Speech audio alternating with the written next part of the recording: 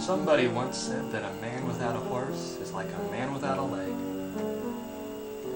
That may be true for most people, but not for me. I've built up my reputation honestly to the status of myth, and I've never ridden a horse in my life.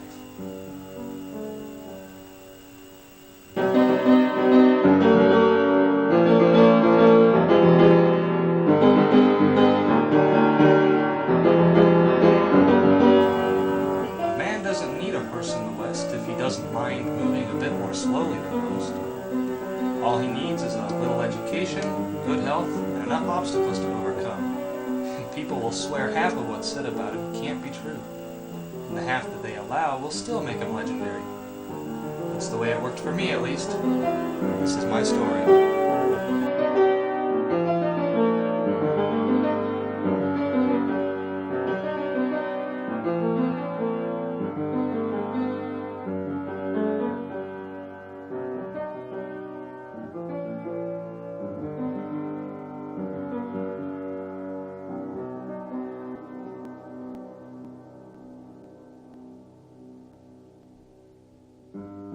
It all started when I was a young man of 23.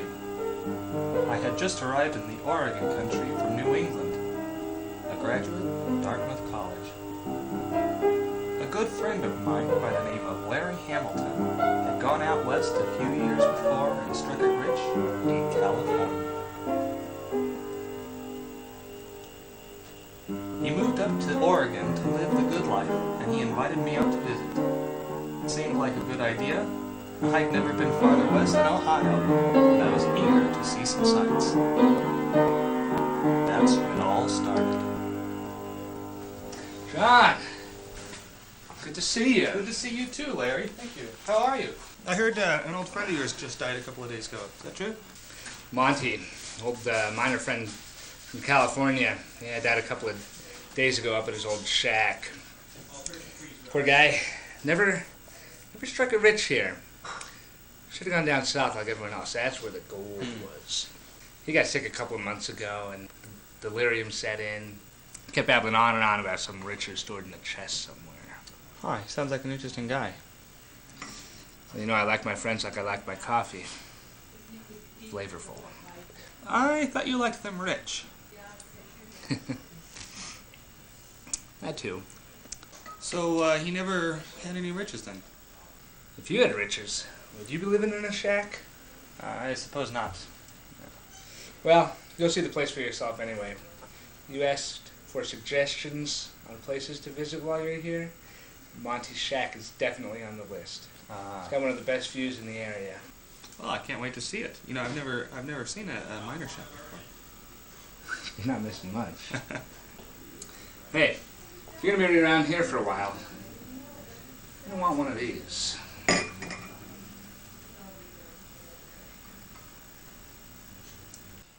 A few days later, I hiked up to Monty's shack.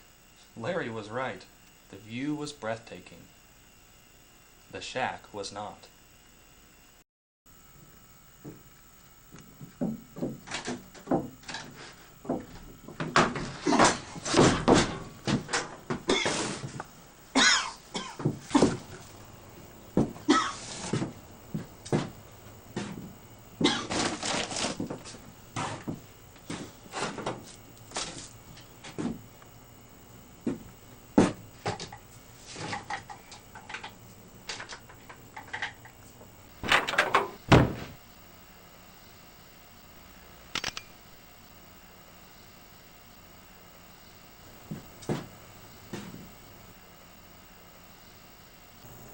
Drop the box and stick 'em up.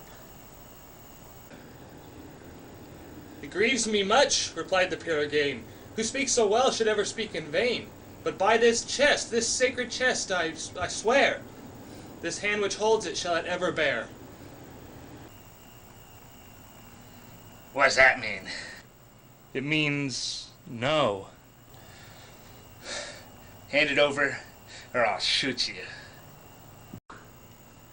I suppose if you put it that way.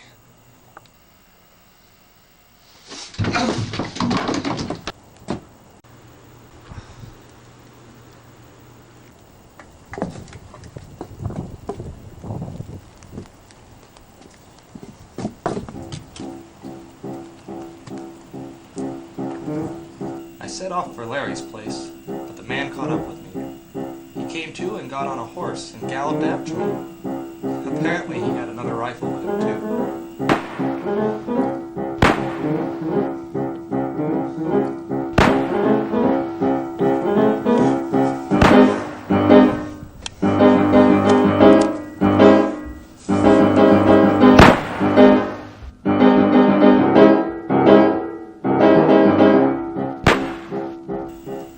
At this point I was in a fix. I'd never fired a weapon before.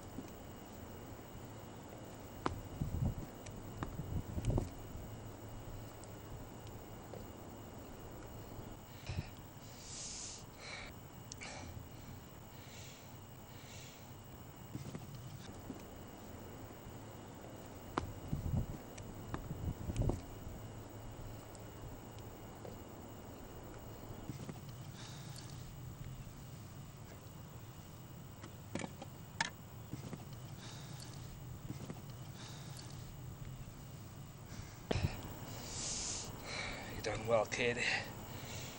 I always liked my enemies like I liked my coffee. Bitter. Strong. Bold.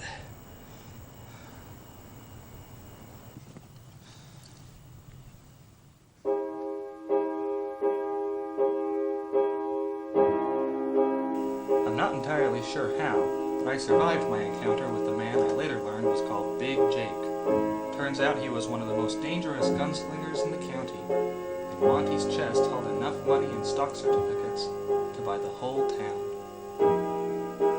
I donated a lot of the money to the town and gained an instant reputation as both a philanthropist and a man to be reckoned with. Young boys followed me around begging to hear the story, and miscreants gave me a wide berth.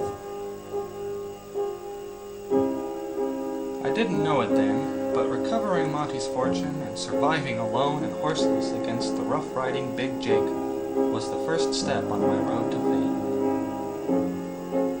fame. That's my story, and I'm sticking to it.